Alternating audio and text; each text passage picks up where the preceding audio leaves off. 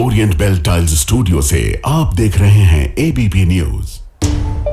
नमस्कार, ABP news पर मैं हूं आपके साथ शीरी। देश के 244 जिलों में सिविल डिफेंस मॉक ड्रिल के लिए दिल्ली में हाई लेवल मीटिंग हुई है।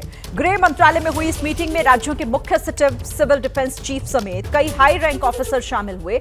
मॉक ड्रिल कल यानी कि 7 मई से की जानी है, लेकिन लखनऊ, श्रीनगर और इसी के साथ मुंबई में आज से ही सिविलियंस को युद्ध के दौरान देश भर से रिहर्सल की तस्वीरें जो है वो देखने को मिल रही हैं और आज से ये मॉक ड्रिल शुरू हो चुकी है कई राज्यों में। वो तस्वीरें भी सुबह से हम आपको लगातार दिखा रहे हैं, लेकिन कल देश के लगभग हर राज्य में ये ट्रेनिंग दी जाएगी लोगों को, सिविलियंस को, कि युद्ध की स्थिति अगर होती है तो कैसे उस स्थिति में आपको रिएक्ट करना है।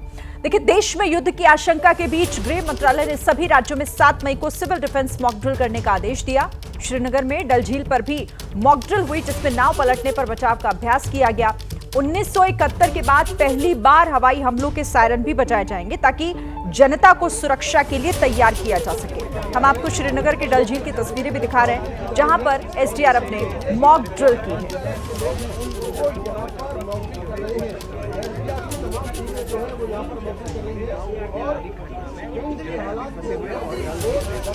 तो श्रीनगर के डल झील में एसडीआरएफ ने मॉक ड्रिल की। अगर यहां पर कोई ऐसी मुश्किल आ जाती है, अचानक नाव पलट जाए या कोई दुर्घटना हो जाए, तो ऐसी स्थिति में किस तरह से खुद को संभालना है, इसी की मॉक ड्रिल यहां पर की गई है। और वहीं से आपको हमारे सहयोगी आसिफ कुरैशी की एक रिपोर्ट दिखाते हैं। श्रीनगर की डल झील में इस समय एक मॉक ड्रिल चल रहा है, जिसमें झील में होने वाले किसी भी हादसे से किस तरीके से निपटा जा सके उसकी ड्रिल हो रही है। आप देख सकते हैं कि एक कश्ती के डूबने का यहाँ पे सीन क्रिएट किया जा रहा है और कितनी तेजी से रेस्क्यू बोट्स यहाँ तक पहुंच रही है और उन लोगों को बचाने की कोशिश करती हैं जो पानी में डूब गए। ये ऐसी सूरत में इस्तेमाल होता है जब या तो किसी प्राकृतिक आपदा की वजह से लोग पानी में डूब जाए या फिर जंग की सूरत में भी हो सकता है कि लोग बम धमाके में चपेट में आके पानी में डूब जाए, या फिर ऐसा एरिया जो कि पानी के साथ सटा हुआ है वहां पे इस तरीके की कोई रेस्क्यू अपॉर्चुनिटी आ जाए तो उससे कैसे निपटा जाए, इसकी यहाँ पे तैयारी हो रही है। मैं बता दूं कि जम्मू कश्मीर में खासतौर पर अगर श्रीनगर की बात करें, बहुत सारा ऐसा इलाका है जो पानी के जरिए ही एक्सेसिबल है, यानी उस इलाके तक पहुंचने के लिए केवल या तो नदी का सहारा है या फिर झील के सहारे जाना पड़ता है। तो इसी में अगर कोई इवेंचुअलिटी होती है, क्योंकि जंग का माहौल बना हुआ है भारत और पाकिस्तान के बीच में पहलगाम हमले के बाद, उस इवेंचुअलिटी में किस तरीके से यहाँ पे सिविल डिफेंस को तैयार किया जाए, एसडीआरएफ एनडीआरएफ को तैयार किया जाए, इसकी मॉक ड्रिल हो रही है। आप देख सकते हैं कि ना सिर्फ ये सिनेरियो है कि अगर पानी में कश्ती डूब गई, लोग डूब गए, उनको कैसे तुरंत कार्रवाई करके बाहर निकाला जा सके, बल्कि ये एसडीआरएफ की जो टीम है वो विभिन्न जो सिनेरियो है उसकी भी यहाँ पे प्रैक्टिस कर रही है। क्योंकि मैं बता दूं कि पहलगाम के बैसरन में हुए हमले के बाद सबसे पहली टीम जो घटनास्थल पर पहुंची थी वो एसडीआरएफ की ही थी, जिसने वहां पे जख्मियों को निकाला। और यहाँ पे आप देख सकते हैं कि विभिन्न जो इक्विपमेंट्स हैं उसका इस्तेमाल करके पानी में, जैसे एयर गन से फ्लोट ट्यूब फेंक कर किसी भी डूबते व्यक्ति को बचाने की कवायद हो रही है, या फिर हाई स्पीड बोट के जरिए उस तक पहुंचने की कवायद हो रही है। कहीं ना कहीं उस सिनेरियो की तैयारी की जा रही है जिसका अंदेशा भारत और पाकिस्तान के बीच में युद्ध की स्थिति में हो सकता है। क्योंकि कल ही गृह मंत्रालय की तरफ से सभी राज्यों के 242 डिस्ट्रिक्ट्स में मॉक ड्रिल करने का आदेश जारी किया गया है और कल यानी 7 तारीख को ये मॉक ड्रिल होना है, जिसमें सिविल डिफेंस के साथ के सारे जो घटक हैं, जिनमें हेल्थ है, फायर सर्विसेज है, पुलिस है और अन्य जो एजेंसीज हैं, वो मॉक ड्रिल करके उस सिनेरियो में लोगों की मदद करने की कोशिश करेगी कि अगर जंग की सूरत होती है, कोई हमला होता है। और साथ ही आम नागरिकों, जिनमें खास तौर पर स्कूल कॉलेज छात्रों को इन हमलों से बचने की भी ट्रेनिंग दी जाएगी। वो कल के से जो सिविल डिफेंस मॉक ड्रिल है उससे पहले डल झील में होने वाली इस मॉक ड्रिल के जरिए झील में इस तरीके के किसी सिनेरियो से निपटने के लिए कवायद हो रही है और किस तरीके से यहाँ एनडीआरएफ, एसडीआरएफ और अन्य टूरिस्ट पुलिस के लोग भी इस ड्रिल में शामिल हैं। क्योंकि एक पर्यटक स्थल होने के चलते कश्मीर में हमेशा पर्यटकों की आवाजाही होती है और इस बात भी यही अंदेशा है कि अगर कुछ ऐसा हो गया जब पर्यटक बड़ी संख्या में यहाँ पे हो तो उनका बचाव का काम कैसे किया जाए। कैमरामैन अरशद हुसैन के साथ आसिफ कुरैशी, एबीपी न्यूज, श्रीनगर। अब जम्मू की तस्वीर आपको दिखाते हैं। यहां भी स्कूली बच्चों को युद्ध के दौरान हमले से बचने के तरीके बताए गए। एक स्कूल में ये मॉक ड्रिल की जा रही है। हमले से बचने के लिए, ऐसी स्थिति से निपटने के लिए सिखाया जा रहा है, ट्रेन किया जा रहा है कि किस तरह से टेबल के नीचे छिपकर या फिर सही तरह से इस क्लासरूम से दूसरी जगह किस तरह से निकलकर जाना है, ये बताया जा रहा है। और ये स्कूली छात्राएं हैं जिन्हें ये ट्रेनिंग दी जा रही है। जम्मू से ये तस्वीरें, एक स्कूल में मॉक ड्रिल किस तरह से कि अगर स्कूल में पढ़ाई के दौरान पढ़ते वक्त अगर कहीं पर हमला हो जाए, कोई अटैक हो जाए, किसी तरीके की ऐसी सिचुएशन आ जाए तो फिर छात्रों को क्या करना है, कैसे यहाँ से निकलना है, खुद को बचाना है, उसकी ट्रेनिंग जम्मू के एक स्कूल में इस तरह से दी गई है। तो जंग से पहले की तैयारी है ये, जिससे लेकर गृह मंत्रालय ने निर्देश दिए हैं सभी राज्यों को कि अपने अपने स्तर पर ये मॉक ड्रिल चलाई जाए। भारत पाकिस्तान के तनाव के बीच लखनऊ में युद्ध के दौरान कैसे बचा जाए, सिविल डिफेंस ने मॉक ड्रिल की। लखनऊ में पुलिस लाइंस में सायरन बजते ही लोग लेट गए, फिर गोली लगने पर या हमलों के बीच क्या करना है, इसकी ट्रेनिंग भी सिविलियंस को दी गई है। आपको हम तस्वीरों में दिखा रहे हैं कि मॉक ड्रिल की रिहर्सल किस तरह से की गई है। उत्तर प्रदेश में 19 जिलों में कल मॉक ड्रिल होनी थी, लेकिन अब पूरे उत्तर प्रदेश में मॉक ड्रिल होगी। तो उत्तर प्रदेश की तस्वीरें हैं ये, जहां पर इस तरह की सिचुएशन अगर आ जाए तो क्या करना है, किस तरह से फौरन राहत पहुंचानी है, अगर आप किसी संकट में हैं तो कैसे निकलना है उस मुश्किल हालात से, यही सिखाया गया है जंग से पहले की ये तैयारी।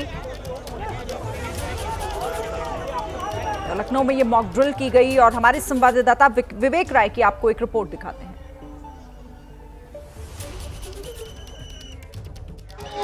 7 मई को सिविल डिफेंस की मॉक ड्रिल पूरे देश में होनी है और उसी कड़ी में लखनऊ में भी आज तैयारियां जो है वो देखने को मिल रही हैं। और हवाई हमले होने की बात जो है जैसे ही कही गई, उसके बाद सायरन बजा और उसके बाद जैसे ही सायरन बजा वैसे ही आप देखिए जो सिविल डिफेंस के जो लोग हैं वो यहाँ पर किस तरीके से अपने पेट के बल जो है वो यहाँ पर बैठ गए हैं, लेट गए हैं और अपने कानों को उन्होंने बंद कर लिया है। इस तरीके की जो चीज़ है वो यहाँ पर देखने को मिल रही है। और जो सायरन की आवाज़ एक बार फिर से आपको सुनवाते, देखिए सामने की तरफ में जो सायरन है वो बज रहा है और इसी सायरन बजने के साथ ही जो लोग हैं वो किस तरीके से उन्होंने अपना कान बंद करके और ख़ुद को जो है कैसे अपने पेट के बल और पूरी तरीके से वो लेट गए हैं। और फिर उसके बाद यहाँ से जब इसके बाद फिर वो उठते हुए अब दिखाई दे रहे, तो एक जो है एक मॉक ड्रिल यहाँ पर दिखाई गई है। ये हवाई हमले की मॉक ड्रिल थी। उसके बाद बम्बार्डिंग में कैसी चीज़ हुई और क्या हुआ है उसको लेकर के एक नई जो चीज़ है वो भी यहाँ पर देखने को मिल रही है।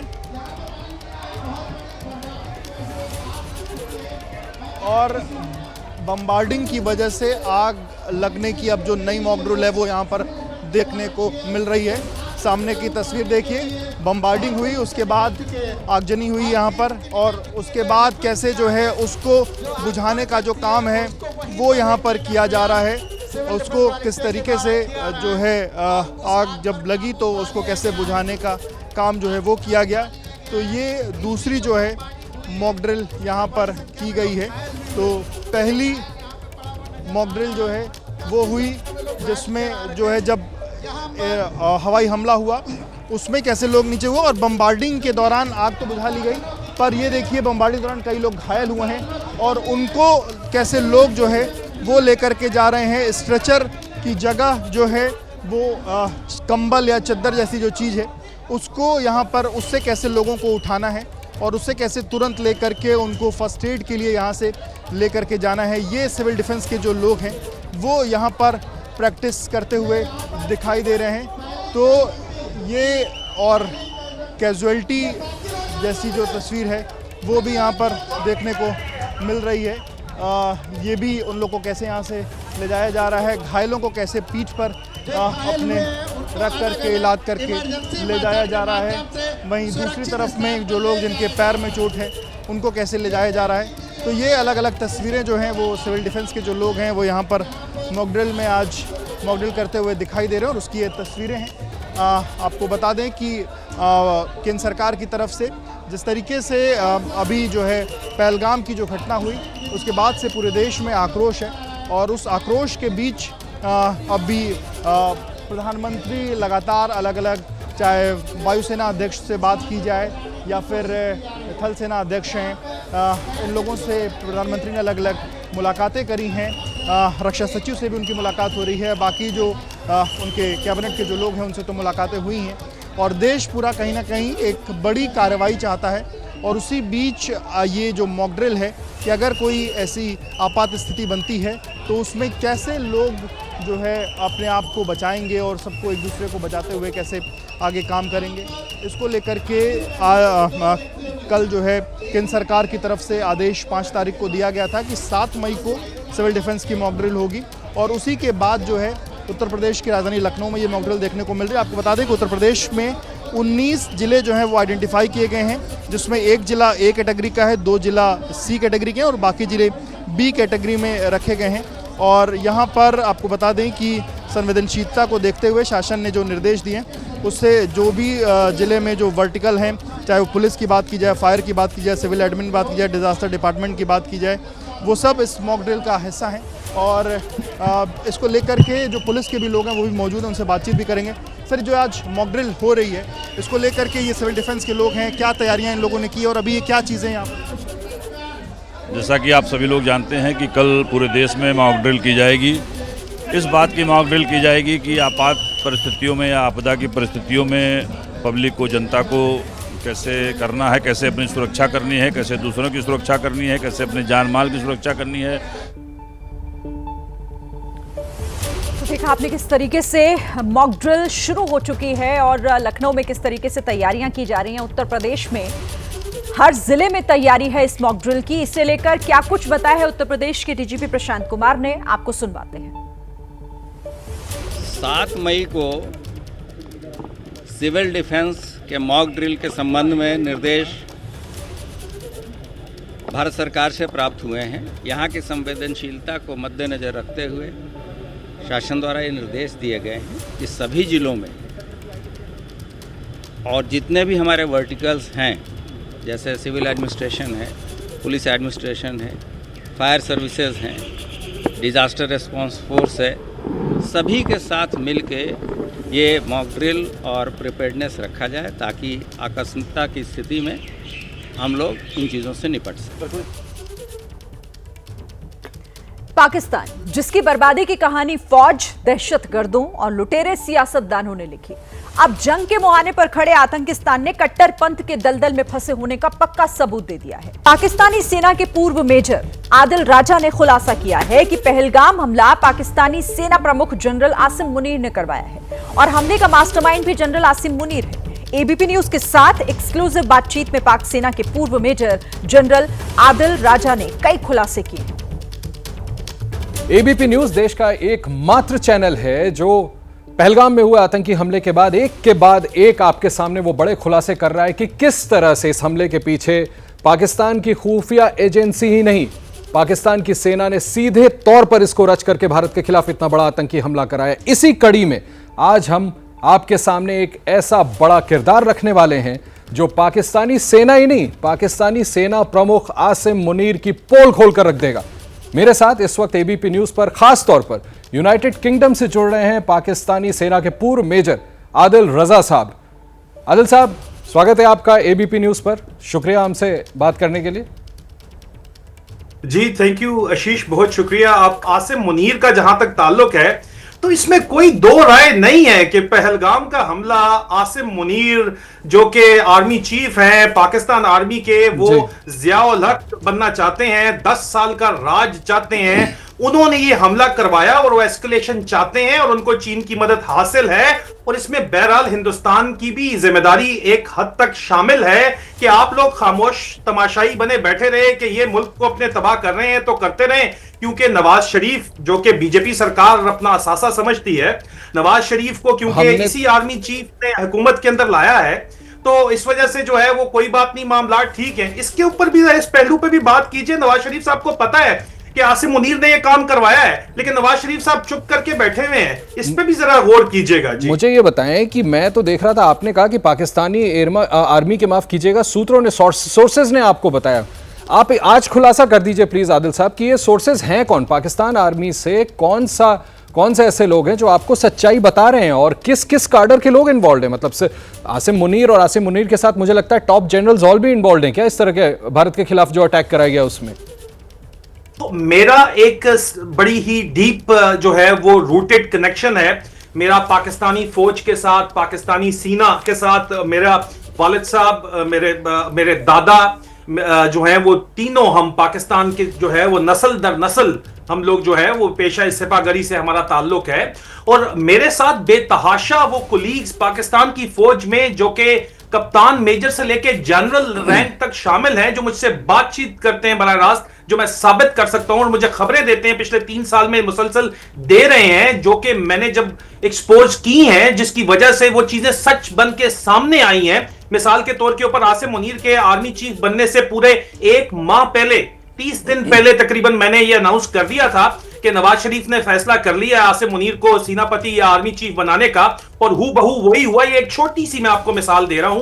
मेरे ISI के अंदर मुसद्दिका जराए हैं, मेरी फौज के अंदर मुसद्दिका जराए हैं, मेरा नस्ल दर नस्ल उस फौज के साथ ताल्लुक है, और पाकिस्तानी फौज, पाकिस्तानी अवाम चाहती है कि उनको भी जो है, अगर भारत में जमहूरियत है तो पाकिस्तान में जमहूरियत क्यों नहीं होनी चाहिए? अगर पाकिस्तानी जो है वो इमरान खान को वोट देता है तो पाकिस्तान में उसको हुकूमत क्यों नहीं मिलनी चाहिए? आज अगर पाकिस्तान के अंदर जमहूरियत होती तो आशीष, ये आसिम मुनीर की जुर्रत ना होती है काम करने की। देखिए, जमहूरियत तो आप ठीक कह रहे हैं, जमहूरियत तो वहां है ही नहीं। और आप अभी कह रहे थे कि इंडिया ने कुछ क्यों नहीं किया, लाइलाज बीमारी है, इंडिया करे तो क्या करे। मैं आपसे ये पूछना चाहता हूं, आपने बड़ा आरोप लगाया, आपने कहा कि नवाज शरीफ साहब को पता है कि आसिम मुनीर ने इस जो भारत के खिलाफ अटैक हुआ है इसको प्लॉट किया है, उनकी नॉलेज में, उनकी जानकारी में ऐसा किया गया है?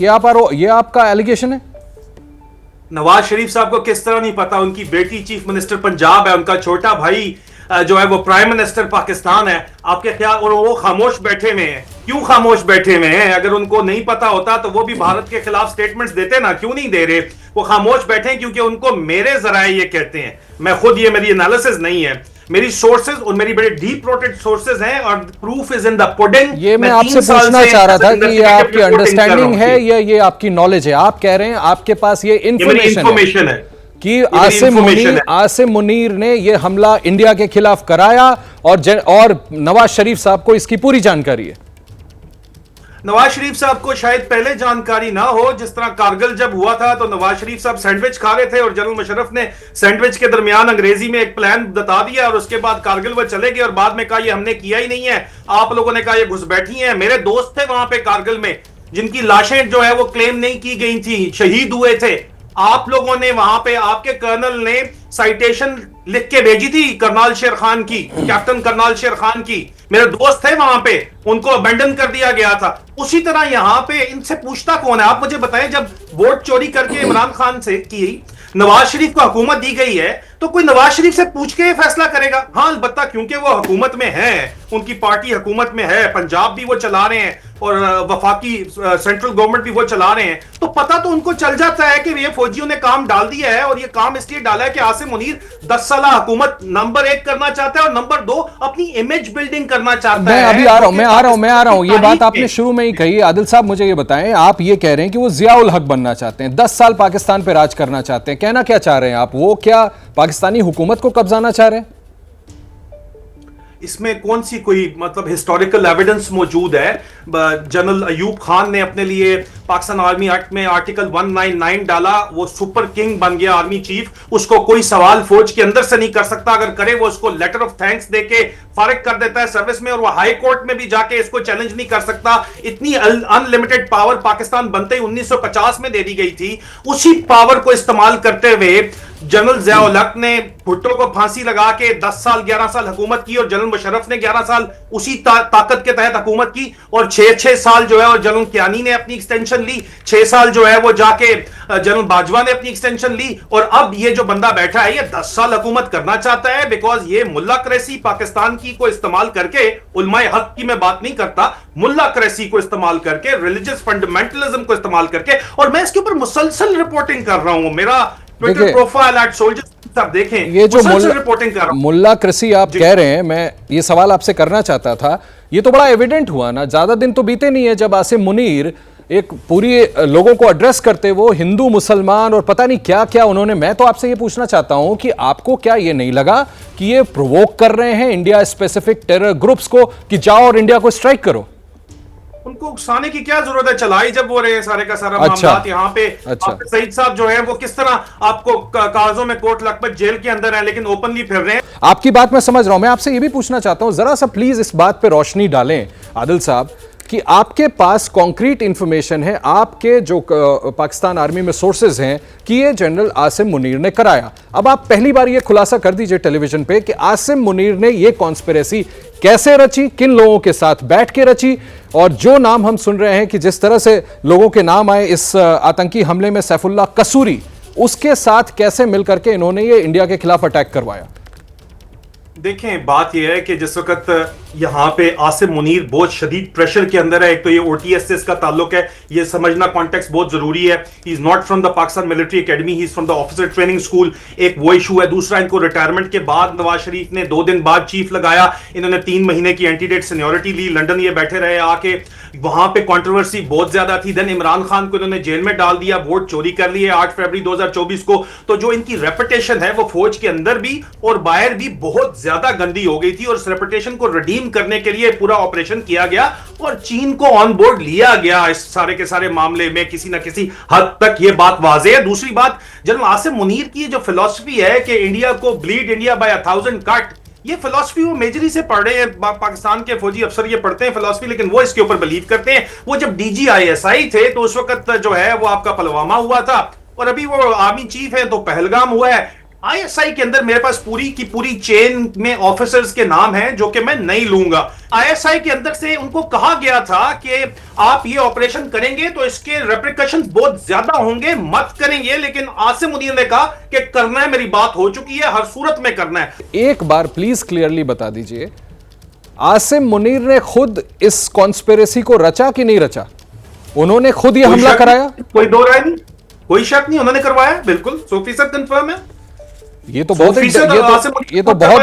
बड़ा खुलासा आप कर रहे हैं और बहुत ही डिस्टर्बिंग फैक्ट है। इसी बात को तो पूरी दुनिया को भारत एक के बाद एक बता रहा है। ये निजाम तो है ना, ये पहले डोमेस्टिक अलायंस दिखता था, अब ये इंटरनेशनल अलायंस दिख रहा है। बड़ी अच्छी बात छेड़ी आपने। मैं आपसे ये भी पूछना चाहता हूं कि बहावलपुर जो है अल साहब, ये हेडक्वार्टर सिर्फ जैश ए मोहम्मद का तो है नहीं, तो पाकिस्तान आर्मी का भी। आप मुझे ये बताएं कि यहां पर हमास के लोग क्या कर रहे थे? ये कैसा आसिम मुनीर गठजोड़ बना रहे हैं? क्या इसमें एक्टिवली हमास भी इन्वॉल्व था ISI और पाकिस्तान आर्मी के साथ? जो है इनको एज एसेट्स इस्तेमाल जो है ये 1980 से शुरू किया जा रहा है और ये जाहिर बात है कि उसकी एक बहुत बड़ी हिस्ट्री है। They went out of job, they were sent in Kashmir, general Musharraf ने उसके ऊपर यू टर्न ले लिया, वो वापस आ गए। अभी दोबारा जब भी आसिम मुनीर जैसे आर्मी चीफ अपनी एक्सटेंशन चाहते हैं तो इनको प्रॉक्सीज को इस्तेमाल करते हैं। जनरल बाजवा के अंडर जो है वो इनको डिस्करेज किया जा रहा था, लेकिन जनरल बाजवा का टेन्योर मुझे अच्छी तरह याद है। कोई नहीं है जी, अब कोई ऑप्शन नहीं है। आसिम मुनीर इतना ज्यादा बदनाम हो चुका है फौज के अंदर भी और बाहर भी कि मिलिट्री जिंगोइज्म और पाक भारत वॉर का जो है नाम दे के वो सिर्फ और सिर्फ मुल्ला क्रेसी को इस्तेमाल करके और लोगों के पेट्रियोटिज्म को इस्तेमाल करके वो अपनी जो है वो पॉपुलैरिटी वापस गेन कर रहे हैं। He is getting successful there. Ashish Adil साहब, आप जिस मेरे कुलीग का नाम ले रहे थे शिवांक, उन्होंने कुछ दिनों पहले बहुत बड़ी स्टोरी करी, पूरी तरह से एक्सपोज किया कि कैसे हमास इस हमले में शामिल था। मैं आपसे फिर से पूछना चाहूंगा, ये कैसा नेक्सस बना रहे हैं आसिम मुनीर हमास के साथ मिलकर के कि उनके लोग जाकर के हेडक्वार्टर्स विजिट करते हैं और उसके बाद भारत पे इतना बड़ा हमला करा देते हैं पाकिस्तान आर्मी चीफ? आशीष, मेरा नहीं ख्याल कि इनको हमास की कोई जरूरत है, मेरा नहीं ख्याल, because they are self sufficient, because इतनी बेरोजगारी है पाकिस्तान के अंदर और ये इंटरनेशनल आइडियोलॉजिकल मर्सनरीज की थर्ड और फोर्थ जनरेशन जो चौथी नस्ल चल रही है, जिनको लड़ने के अलावा कोई काम आता नहीं है, तो they don't have shortage of man power. जो आपकी वेपन्स की अमेरिकन वेपन्स इवन जो है उसकी एडवांस्ड ब्लैक मार्केट्स पाकिस्तान के अंदर बड़े अरसे से ऑपरेट हो रही हैं। आप name a weapon and you can buy it. Advance ये लोग खुद खरीद लेते हैं और वो फिर चाइनीज के साथ मिलकर कोलैबोरेट करते हैं और उसको बनाते हैं, डेवलप करते हैं। लेकिन अगर जहां पे इंसर्जेंसी से रिलेटेड जितना भी वेपन है वो ओपनली पाकिस्तान की ब्लैक मार्केट्स में मिल रहा है ऑलरेडी। ऑल्दो वो ब्लेम अफगानिस्तान को करते हैं, लेकिन अफगानिस्तान से सारा मामला असल में पाकिस्तान से ही चलाया जा रहा है। I don't think they need Hamas for doing the Asim Munir's dirty work over here. अच्छा ठीक है आदिल साहब, जिन दो लोगों का नाम मुख्यतः प्राइमरीली आ रहा है इस हमले को कराने पे आसिम मुनीर की शह पर, उनकी कॉन्स्पिरेसी पर, वो है सैफुल्लाह कसूरी और रऊफ असगर। मैं आपसे जानना चाहता हूं सैफुल्लाह कसूरी का हिस्ट्री क्या है? ये आईसिस से जो हमें जानकारी है, आईसिस से आया, आईसिस लश्कर, ये जरा इस पर से पर्दा उठाएं, ये है क्या, ये कौन शख्स है, इसका इतिहास क्या है? पाकिस्तान में तो आप जो है वो ईंट उठाएं, पत्थर उठाएं तो नीचे से एक लंबी हिस्ट्री वाला आपको इस तरह का जो है वो मिलिटेंट मिलेगा, जो कि 1980 में मुजाहिदीन थे। उसके बाद वो कश्मीर का जहाद लड़ रहे थे। उसके बाद वो तालिबान तहरीके तालिबान पाकिस्तान के साथ मिलकर पाकिस्तान की स्टेट से लड़े थे। It is an ecosystem of terror forming और ये इकोसिस्टम है। इसी इकोसिस्टम के अंदर से जब अमेरिका में जाके फंसते हैं तो हाल ही में इन्होंने वो शरीफुल्लाह, वो बेचारा आईएसआईएस का कुक था, उसको उठा के इन्होंने उनके हवाले कर दिया कि देखो जी हमने कितना बड़ा लीडर जो है आईएसआईएस का तुम्हारे हवाले कर दिया है, दाइश का लीडर हवाले कर दिया है। वही तो सर इंटेंट भी तो नहीं है ना एक्शन का, और दुनिया भर में लेकर के घूमते रहते हैं। आप मुझे एसएसजी के बारे में ये बताएं कि ये एसएसजी के कमांडो आतंकी हमलों में मिल रहे हैं। इससे पहले भी नोमान जियाउल्लाह जब ये मारा गया था तो भी पता चला कि भैया एसएसजी का ये कमांडो था। ये क्या एसएसजी का कैसे इस्तेमाल करते हैं ये लोग भारत के खिलाफ, और क्यों इन कमांडोज को इंडिया पर इस तरह से अटैक करने के लिए प्रेरित किया जाता है? किस तरह से इनकी ट्रेनिंग होती है, और ये यूनिट है क्या? ये सिर्फ इंडिया के खिलाफ कहने को पाकिस्तान आर्मी का एक यूनिट है और ये टेररिस्टों का एक ग्रुप है क्या? देखिए आशीष, जो आपको बुनियादी मसला समझना होगा, बुनियादी मसला ये है कि ये पेट की जंग है, ठीक है, ये पेट की आग है। नौकरी चाहिए होती है। एसएसजी वाला गरीब का बाल जब रिटायर होता है तो उसको नौकरी चाहिए होती है। अब उसको चाहे जैनुल आबुदीन ब्रिगेड के अंदर जो है वो ईरान में जो है वो ईरान वाले हायर करके सीरिया भेज दें, वहां से मिलते हैं, ठीक है, या यहां पे ये जो आप जिन ग्रुप्स के नाम ले रहे हैं, ये ग्रुप्स जो हैं इनकी बड़ी डीप रूट्स हैं। जमात दावा के जितना फाइनेंसेस हैं, नाम वो बदल के ऑपरेट उसी तरह कर रहे हैं, तो उनकी जितना ये मुख्तलिफ जो ऑर्गेनाइजेशंस हैं, इनके पास एसेट्स की कोई कमी नहीं है। कारोबार ये लोग चला रहे हैं, वेलफेयर का निजाम इन्होंने पूरा चलाया हुआ है, मदरसे जो है वो इनके चल रहे हैं ऑलरेडी। इनके पास मैन पावर और एसेट्स और पैसे की कमी नहीं है। पाकिस्तानी स्टेट में इतनी गुर्बत है कि उधार के ऊपर काम चल रहा है, तो पाकिस्तान में रिटायर्ड जब फौजी हो जाता है तो उसको हायर करके कहीं पे आगे लगाना जो है। मैं ये पूछना चाह रहा था कि क्या जनरल आसिम मुनीर पूर्व जो पहले, जो आप ठीक कह रहे हैं, जो रिटायर हो चुके, क्या उन सोल्जर, उन सैनिकों का इस्तेमाल कर रहे हैं भारत के खिलाफ? उनको सीधे भेज रहे हैं इंडिया में अटैक करने के लिए? Any intelligence agency would do that because plausible deniability होती है वहां पे। वो कहेंगे जी हम तो नहीं है। सर वो डिनाई कैसे करेंगे? आपने तो पूरा खुलासा करके रख दिया, आपने तो सारी सच्चाई दुनिया के सामने रख दी। कब तक छुपाएंगे इस बात? मैंने तो सच्चाई रख दी है और गद्दारी के ठप्पे अपने ऊपर लगवा लिए हैं, लेकिन मैं सच बोल रहा हूं। और सच ये है कि आसिम मुनीर पाकिस्तान और भारत की जंग के चक्कर के अंदर चीन क्यों के साथ मिला हुआ है। उनका ख्याल ये है कि आप अच्छा आपसे मैं एक आदिल साहब, ये चाइना कहां तक इन्वॉल्व है इसमें? आप बार बार कह रहे हैं कि उन्होंने चाइना को ऑन बोर्ड लिया। आप please correct me if I am wrong, क्या चाइना इंडिया के खिलाफ पहलगाम हमले में चाइना ने जनरल आसिम मुनीर को सपोर्ट किया और कैसे किया? इट मेक्स परफेक्ट सेंस कि इस वक्त जो इंटरनेशनल ट्रेड वॉर चाइना और अमेरिका के दरमियान चल रही है, उसमें अमेरिका यही चाहता है कि अगर मैन्युफैक्चरिंग हब चाइना से निकल के वापस अमेरिका नहीं आ सकता तो वो इंडिया के अंदर आ जाए, क्योंकि इंडिया जो है उनकी स्ट्रेटेजिक पार्टनरशिप के अंदर है और चाइना के काउंटरवेट के ऊपर खड़ा हो जाए। लेकिन चाइना ने 30 से 40 साल लगा के जो ये अपना इंडस्ट्रियल हब क्रिएट किया है, वो क्यों चाहेगा कि इंडिया के अंदर वो इंडस्ट्रियल हब जाए और इंडिया जो है तरक्की करे? तो यहां पे दूसरी तरफ आसिम मुनीर को 10 साल हुकूमत की लालच है, तो उसने कहा तू, क्योंकि चाइना में कोई डेमोक्रेसी का इंटरेस्ट नहीं है, वो कहते हैं हमारी नॉन इंटरफेरेंस है, थपकी दे दी आसिम मुनीर के कि तू इंडिया को एंगेज कर ले। जब तक तू इंडिया को एंगेज करके रखेगा उस वक्त तक हमारी सपोर्ट है। हमने 2 बिलियन 3 बिलियन डॉलर के लोन जो रोल ओवर तुझे देने हैं या तुझे तेरी कशकोल के अंदर जो भीख डालनी है वो हम डालते रहेंगे और तेरा काम चलता रहेगा। तू इंडिया को एंगेज रख। It makes perfect strategic sense. It is not a conspiracy, ये रियल पॉलिटिक है। मेरी बात सुने, Nawaz Sharif, general Asim Munir, China, 3 characters तो मैं समझ गया। मुझे ये बताएं इस कॉन्स्पिरेसी में, पहलगाम पर हमले में और कौन से कैरेक्टर्स शामिल हैं? किन किन ने इस हमले को अंजाम दिया? मेरे ख्याल में नवाज शरीफ नहीं चाहते थे कि ये हो, क्योंकि नवाज शरीफ के कारोबारी मरासिम बहुत गहरे हैं हिंदुस्तान के साथ, और बीजेपी सरकार का पॉलिटिकल कैपिटल भी नवाज शरीफ के ऊपर इन्वेस्ट हुआ है। नवाज शरीफ को पता जरूर है और इसलिए वो खामोश बैठे हुए हैं। वो चाहते नहीं थे। यहां मैं आपको ये बात वाजे कर दूं। यानी वो चाहते तो एक्शन ले सकते थे, लेकिन वो मजबूर हैं इसलिए कुछ कर नहीं सकते।